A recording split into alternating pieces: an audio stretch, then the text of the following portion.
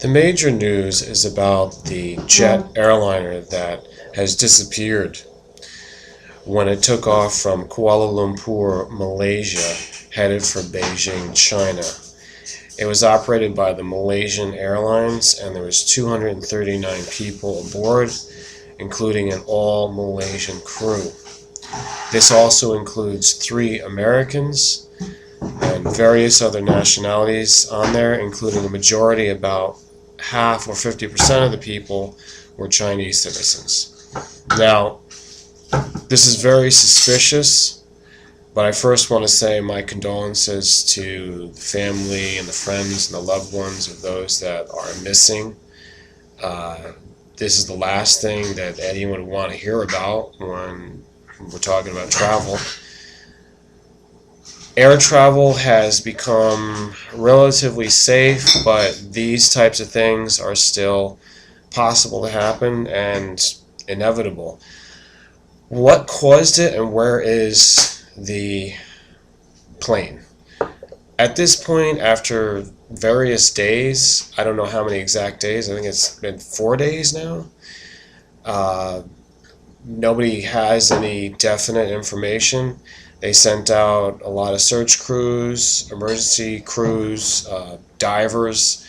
The only thing that they've come up with is that they saw an oil slick across the water, and this possibly could be related to a downed plane, obviously, but there's no guarantee. It could have been left by a ship. It could have been somebody dumping material.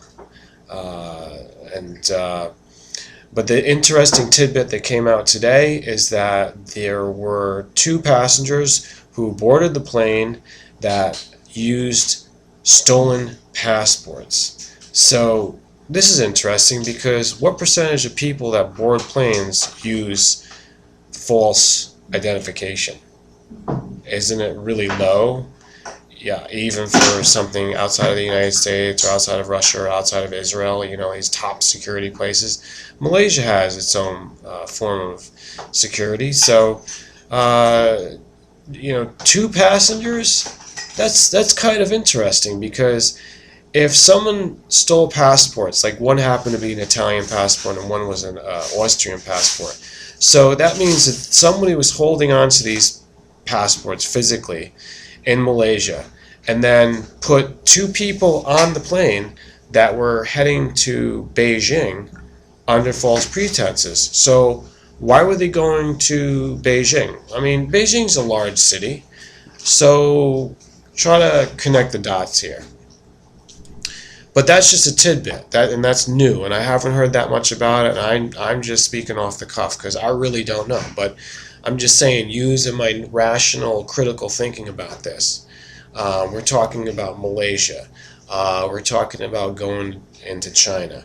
I would not rule out the United States of America or some conspiratorial group that's operating out of this imperial power, some kind of reason that they have to get back at China and get back at Malaysia, or possibly involving some passengers, doing away with them.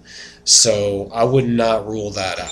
Okay, I don't have any substantial evidence, but it's just looking at it rationally, circumstantially, that's what it seems like.